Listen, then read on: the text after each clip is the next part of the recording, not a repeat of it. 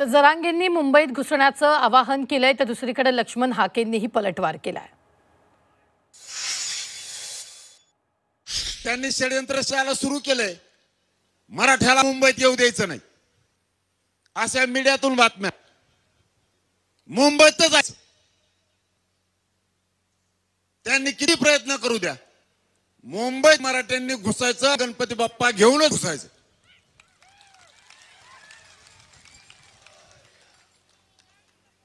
काही पण होऊ दे, मुंबईत जायचं।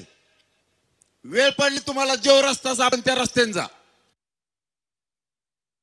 100 वाहनं जरी गेली तरी मुंबईमधली कायदा सुव्यवस्था बिघडू शकते, तिथलं वातावरण बिघडू शकतं, हे जरांगेंना माहित आहे।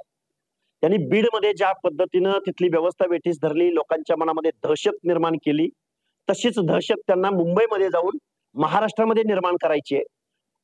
आणि मग ही दहशत निर्माण करत असताना त्यांना कायदा मान्य नाही, लोकशाही मान्य नाही,